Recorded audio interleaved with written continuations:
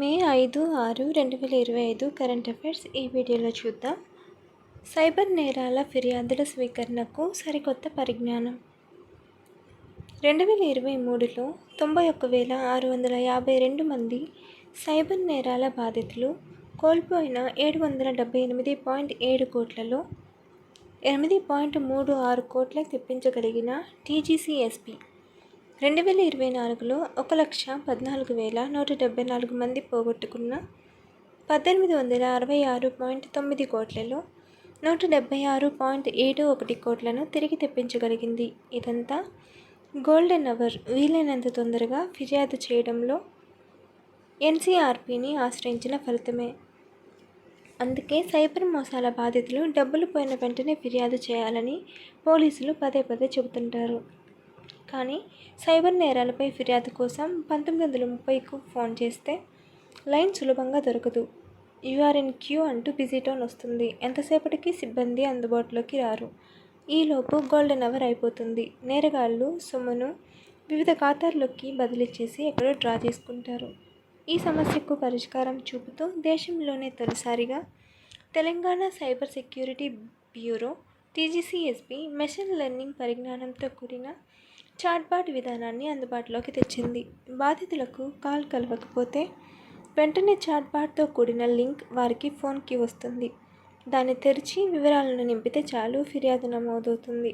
ఈ వ్యవస్థ బుధవారం నుంచి అందుబాటులోకి రానుందని టీజీఎస్పీ డీఎస్పీ ఎస్వి హరికృష్ణ తెలిపారు. ప్రపంచ కార్టూనిస్టుల దినోత్సవం.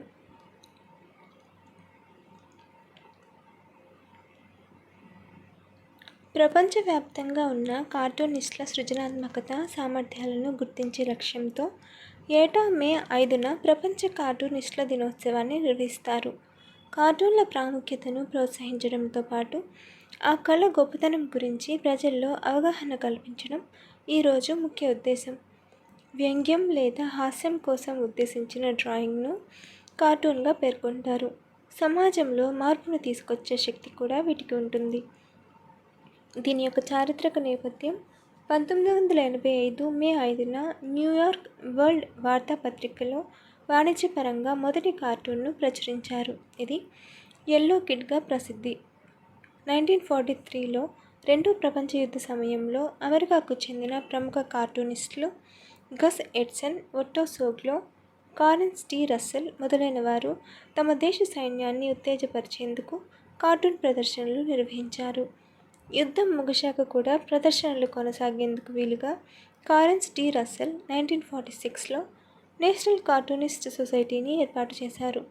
కార్టూనిస్టులకు మరింత ప్రాచుర్యం కలిగించే ఉద్దేశంతో ఏటా మే 5న ప్రపంచ కార్టూనిస్టుల దినోత్సవంగా జరుపుకోవాలని ఈ సొసైటీ 1990లో తీర్మానించింది. సాగర గర్భంలో పేలుడు పరీక్ష విజయవంతం. భారత నేవీకి బహుళపక్ష ప్రయోజనం. భారత రక్షణ విభాగాలు ఇటీవల సముద్రం అడుగు భాగాన జరిపిన మల్టీ ఇన్ఫ్లుయెన్స్ గ్రౌండ్ మైన్ పరీక్ష విజయవంతమైందని కేంద్ర రక్షణ వర్గాలు మే 6న తెలిపాయి. స్వల్ప పరిమాణంలో పేలుడు పదార్థాలతో సముద్ర జలాల అంతర్భాగంలో పేలుడు జరపడం వీటి ప్రత్యేకత. దీని రక్షణ పరిశోధన అభివృద్ధి సంస్థ డిఆర్డీఓ, భారత నౌకాదళాలు సంయుక్తంగా దేశీయ పరిజ్ఞానంతో తయారు చేయడం దేశానికి గర్వకారణమని ఆయా వర్గాలు చెబుతున్నాయి. జర్మన్ సమాఖ్య ఎన్నికలు 2025. జర్మనీ ఛాన్సలర్గా ఫ్రెడరిక్ మెర్జ్. జర్మనీ ఛాన్సలర్గా మితవాద నేత ఫ్రెడరిక్ మెర్జ్ ఎన్నికయ్యారు. దేశ దిగువ సభ బుందెస్టాగ్లో మే 6న జరిగిన ఎన్నికల్లో తొలుత ఆయన ఓటమి పాలైన తర్వాత కొన్ని గంటలకే మళ్లీ జరిగిన ఓటింగ్లో విజయం సాధించారు. ఆనవాయితీ ప్రకారం జర్మనీ దేశాధ్యక్షుడు బుందెస్టాగ్లోని పార్లమెంటరీ పార్టీలన్నింటినీ సంప్రదించాక ఛాన్సలర్ పదవికి అభ్యర్థిని ప్రకటిస్తారు. ఇలా ప్రకటించిన అభ్యర్థి బుందెస్టాగ్లోని మొత్తం 630 మంది సభ్యులకు గాను 316 మంది మద్దతు ఉండాలి. ఈ ఎన్నిక రహస్య బ్యాలెట్ పద్ధతిలో జరుగుతుంది. ఈసారి అధ్యక్షుడు ఛాన్సలర్ అభ్యర్థిగా ప్రకటించిన ఫ్రెడరిక్ మెర్జ్ తొలుత 310 ఓట్లే పొందగలిగారు. రెండోసారి జరిగిన ఓటింగ్లో ఆయన 325 ఓట్లు పొందారు. మెర్జ్కు చెందిన కూటమిలో Christian democratic union, Christian social union పార్టీలు ఉండగా ఈ కూటమికి సోషల్ డెమోక్రాట్లు మద్దతు ప్రకటించారు. ఈ మూడు పార్టీలకు కలిపి సభలో మొత్తం 328 స్థానాలున్నాయి. భారత్ బ్రిటన్ మధ్య ఒప్పందం. భారత్ బ్రిటన్ మధ్య 2025 మే 6న స్వేచ్ఛ వాణిజ్య ఒప్పందం FTA కుదిరింది. దీంతో భారత్ నుంచి కార్మికులు, అధికంగా పనిచేసే తోలు వస్తువులు, పాదరక్షలు, దుస్తులు, ప్రాసెస్డ్ ఆహారోత్పత్తుల లాంటి ఎగుమతులకు ఊతం లభించనుంది. బ్రిటన్ నుంచి విస్కీ, కార్లు, వైద్య పరికరాల దిగుమతి చౌకగా మారనుంది. తాజా FTA కారణంగా ద్వైపాక్షిక వాణిజ్యం 2030 కల్లా $120 బిలియన్లకు చేరొచ్చని ఆర్థికవేత్తలు అంచనా వేస్తున్నారు. 2022 జనవరి నుంచి 14 దఫాలుగా జరిగిన చర్చల అనంతరం ఈ ఒప్పందం కుదిరింది. భారత్, బ్రిటన్ దేశాలు ప్రస్తుతం ప్రపంచంలో 5, 6 అతిపెద్ద ఆర్థిక వ్యవస్థలుగా ఉన్నాయి. ఈ రెండు దేశాల మధ్య FTAతో పాటు డబుల్ కాంట్రిబ్యూషన్ కన్వెన్షన్ DCC లేదా సామాజిక భద్రతా ఒప్పందం కూడా కుదిరింది. డబుల్ కాంట్రిబ్యూషన్ కన్వెన్షన్ DCC ఒప్పందం కింద బ్రిటన్లో పనిచేసే భారతీయ ఉద్యోగులు, వారి సంస్థలు సామాజిక భద్రతా చెల్లింపుల నుంచి 3 ఏళ్ల పాటు మినహాయింపు లభించింది. భారత సర్వీస్ ప్రొవైడర్లకు ఇది ఆర్థిక ప్రయోజనాన్ని అందించే అంశం. DCC వల్ల బ్రిటన్లో తాత్కాలికంగా ఉన్న దేశీయ సిబ్బంది, వారి కంపెనీలకు సామాజిక భద్రతా చెల్లింపుల నుంచి మినహాయింపు లభించడంతో వేతనంలో 20% మేర సిబ్బందికి ఆదా కానుంది. ఒక్క IT రంగంలోనే 60,000 మంది ఉద్యోగులకు ఈ ప్రయోజనం దక్కనుంది. మొత్తం మీద భారతీయ కంపెనీలు, ఉద్యోగులకు 4,000 కోట్ల రూపాయల ప్రయోజనాలు అందనున్నాయి. భారత వృద్ధి 6.3%. 2025-26 ఆర్థిక సంవత్సరంలో భారత GDP వృద్ధి అంచనాలను 6.5% నుంచి 6.3%కి మూడీస్ రేటింగ్స్ తగ్గించింది. అమెరికా వాణిజ్య విధానాల్లో అనిశ్చితి, టారిఫ్ల వల్ల ప్రపంచ దేశాల వృద్ధి నెమ్మదించే అవకాశం ఉందని తెలిపింది. భారత్, పాకిస్తాన్ మధ్య ఉద్రిక్తత వల్ల భారత వృద్ధిపై ప్రభావం చూపుతుందని తెలిపింది. 2026-27 వృద్ధి అంచనాలను 6.5%గా సంస్థ కొనసాగించింది.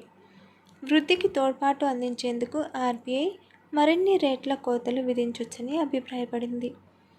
అమెరికా వృద్ధి అంచనాలను 2025లో 1%కి, 2026లో 1.5%కి మూడీస్ తగ్గించింది. చైనా వృద్ధి 3.8%కి చేరొచ్చని తెలిపింది. Gold melting ATM. బంగారాన్ని విక్రయించాలనుకునే వారికి సౌలభ్యంగా ఉండేలా కృత్రిమ మేధ AI ఆధారిత గోల్డ్ మెల్టింగ్ ATMను తీసుకొస్తున్నట్లు హైదరాబాద్ సంస్థ గోల్డ్ సిక్కా వెల్లడించింది.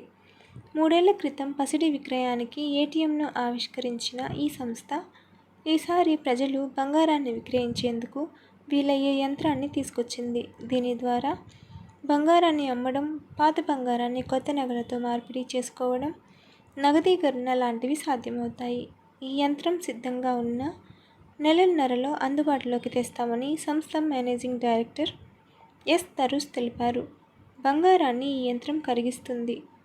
దీనికోసం ధృవీకరణ ఇవ్వాలి. ఆ తర్వాత స్వచ్ఛతను పరీక్షిస్తుంది. దీని ఆధారంగా ప్రస్తుత ధరను బట్టి ఎంత మొత్తం వస్తుందనేది తెలియజేస్తుంది. సంబంధిత వినియోగదారుడు ఆ విలువను ఆమోదిస్తే ఆ తర్వాత వారి ఇష్టానుసారం నగదు లేదా కొత్త బంగారాన్ని ఇస్తుందని వివరించారు. నగదు ఖాతాలోకి జమ అయ్యేందుకు 30 నిమిషాలు పడుతుందన్నారు.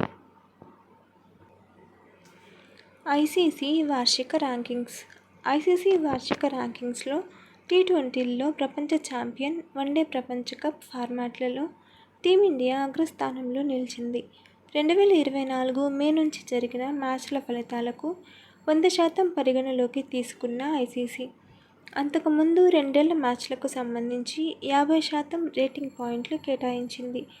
భారత జట్టు T20ల్లో ప్రపంచ ఛాంపియన్ వన్డే ప్రపంచ కప్లో రన్నరప్. వన్డేల్లో భారత్ 124 పాయింట్లతో అగ్రస్థానంలో నిలిచింది. ఆస్ట్రేలియా ప్రపంచ ఛాంపియన్ అయినప్పటికీ ఆ జట్టుకు 3వ స్థానమే దక్కింది. ఆసీస్తో సమానంగా 109 పాయింట్లే సాధించినప్పటికీ దశాంశాల తేడాతో కివీస్ 2వ స్థానాన్ని సొంతం చేసుకుంది. టీ20ల్లో భారత్ 271 పాయింట్లతో నంబర్ 1గా నిలవగా ఆస్ట్రేలియా 262, ఇంగ్లాండ్ 254 వరుసగా 2-3 స్థానాలు సాధించాయి. టెస్టుల్లో ఆస్ట్రేలియా 126 పాయింట్లతో అగ్రస్థానంలో నిలిచింది. ఇంగ్లాండ్ 113, దక్షిణాఫ్రికా 111, భారత్ 105 తర్వాతి స్థానాల్లో ఉన్నాయి. ఆర్చరీ ప్రపంచ కప్ క్వాలిఫికేషన్స్. ప్రపంచ కప్ స్టేజ్ 2 టోర్నమెంట్లో భారత ఆర్చర్లు సత్తా చాటారు.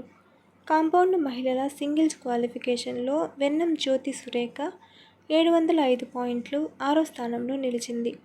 తొలిసారి ఈ కప్ బరిలో దిగిన తెలుగమ్మాయి తానిపర్తి చికిత 11వ స్థానాన్ని సాధించింది. ఇదే విభాగంలో మధుర 708 పాయింట్లతో 3వ స్థానంలో నిలిచింది. మొత్తంగా 2114 పాయింట్లతో భారత మహిళల జట్టు మొదటి స్థానంలో దక్కించుకుంది. మెక్సికో 2019, 2109, కొరియా 2107 తర్వాతి స్థానాలు సాధించాయి. పురుషుల విభాగంలో అభిషేక్ వర్మ 714, రిషభ్ యాదవ్ 713 2-3 స్థానాల్లో నిలిచారు. ఓజస్ 707 10వ స్థానాన్ని దక్కించుకున్నాడు. టీం విభాగంలో భారత్ 2134 అగ్రస్థానంలో నిలిచింది. మిక్సిడ్ డబుల్స్లో భారత్ 1422 అభిషేక్ మధుర మొదటి స్థానాన్ని సొంతం చేసుకుంది. ఐఎంఎఫ్ బోర్డులోకి పరమేశ్వరన్ అయ్యర్. అంతర్జాతీయ ద్రవ్యనిధి సంస్థ ఐఎంఎఫ్ బోర్డులో భారత్ తరపున తాత్కాలిక నామినీ డైరెక్టర్గా పరమేశ్వరన్ అయ్యర్ను ప్రభుత్వం 2025 మే 5న నియమించింది. ప్రస్తుతం ఆయన ప్రపంచ బ్యాంక్లో ఎగ్జిక్యూటివ్ డైరెక్టర్గా ఉన్నారు. 3 ఏళ్ల పదవీ కాలంలో ఇంకా 6 నెలలు మిగిలి ఉండగానే ఐఎంఎఫ్ ఎగ్జిక్యూటివ్ డైరెక్టర్ పదవి నుంచి కెవి సుబ్రమణియన్ ప్రభుత్వం ఇటీవల తొలగించడంతో ప్రస్తుత నియామకం జరిగింది. హైదరాబాద్ నార్కోటిక్ ఎన్ఫోర్స్మెంట్ వింగ్కు WPS పురస్కారం. దుబాయ్ పోలీసులు మే 13 నుంచి 15వ తేదీ వరకు నిర్వహించే వరల్డ్ పోలీస్ సమ్మిట్ WPS 2025లో ఎక్సలెన్స్ ఇన్ యాంటీ నార్కోటిక్ విభాగంలో హైదరాబాద్ నార్కోటిక్ ఎన్ఫోర్స్మెంట్ వింగ్కు మొదటి స్థానం దక్కింది. ఈ వరల్డ్ పోలీస్ సమ్మిట్లో 138 దేశాల నుంచి ప్రముఖ అధికారులు సమావేశమవుతారు. ఈ ఏడాది ఎక్సలెన్స్ ఇన్ యాంటీ నార్కోటిక్ విభాగానికి సంబంధించి జరిగిన వర్చువల్ సమావేశంలో పాల్గొన్న హైదరాబాద్ నగర పోలీసు కమిషనర్ సివి ఆనంద్ సమగ్ర ప్రజెంటేషన్ ఇచ్చారు. హెచ్న్యూ పాటిస్తున్న ఉత్తమ విధానాల పట్ల ఆకర్షితులైన WPS న్యాయ నిర్ణేతలు ఈ పురస్కారానికి ఎంపిక చేశారు. హైదరాబాద్ నార్కోటిక్ ఎన్ఫోర్స్మెంట్ వింగ్కు WPS పురస్కారం. దుబాయ్ పోలీసులు మే 13 నుంచి 15వ తేదీ వరకు నిర్వహించే వరల్డ్ పోలీస్ సమ్మిట్ WPS 2025లో ఎక్సలెన్స్ ఇన్ యాంటీ నార్కోటిక్ విభాగంలో హైదరాబాద్ నార్కోటిక్ ఎన్ఫోర్స్మెంట్ వింగ్కు మొదటి స్థానం దక్కింది. ఈ వరల్డ్ పోలీస్ సమ్మిట్లో 138 దేశాల నుంచి ప్రముఖ అధికారులు సమావేశమవుతారు. ఈ ఏడాది ఎక్సలెన్స్ ఇన్ యాంటీ నార్కోటిక్ విభాగానికి సంబంధించి జరిగిన వర్చువల్ సమావేశంలో పాల్గొన్న హైదరాబాద్ నగర పోలీసు కమిషనర్ సివి ఆనంద్ సమగ్ర ప్రజెంటేషన్ ఇచ్చారు. హెచ్న్యూ పాటిస్తున్న ఉత్తమ విధానాల పట్ల ఆకర్షితులైన WPS న్యాయ నిర్ణేతలు ఈ పురస్కారానికి ఎంపిక చేశారు. పులిట్జర్ పురస్కారం. పాత్రికేయ రంగంలో అత్యంత ప్రతిష్టాత్మకంగా భావించే పులిట్జర్ పురస్కారాలను 2025 మే 5న ప్రకటించారు. న్యూయార్క్ టైమ్స్కు 4, న్యూయార్కర్కు 3 పురస్కారాలు లభించాయి. పులిట్జర్ ప్రతిష్టాత్మక పబ్లిక్ సర్వీస్ మెడల్ వరుసగా రెండోసారి ప్రో పబ్లికాకు దక్కింది. అమెరికాలో కఠిన అబార్షన్ చట్టాలు ఉన్న రాష్ట్రాల్లో అత్యవసర వైద్య సహాయం అందించడంలో వైద్యులు ఆలస్యం చేయడంతో మహిళలు మరణించడంపై కథనాలు అందించినందుకు గాను ProPublica పాత్రికేయులు కవిత సురానా, లిజీ ప్రెస్సర్, కసాండ్రా జెరెమీలో, స్టేసీ క్రానిడ్జ్లకు పురస్కారం లభించింది. ప్రస్తుత అమెరికా అధ్యక్షుడు డొనాల్డ్ ట్రంప్ 2024 ఎన్నికల ప్రచారం సందర్భంగా హత్యాయత్నం నుంచి త్రుటిలో తప్పించుకున్న ఘటనకు సంబంధించిన కవరేజీకి వాషింగ్టన్ పోస్ట్కు పురస్కారం లభించింది. ఇందుకు సంబంధించిన ఫోటోలు అందించిన ఫోటో పాత్రికేయుడు డగ్ మిల్స్కు బ్రేకింగ్ న్యూస్ విభాగంలో అవార్డు లభించింది. ప్రతిష్టాత్మక పులిట్జర్ సాహిత్య పురస్కారాన్ని పెర్సివల్ ఎవరెట్ రాసిన జేమ్స్ పుస్తకానికి ప్రకటించారు. Follow for more videos.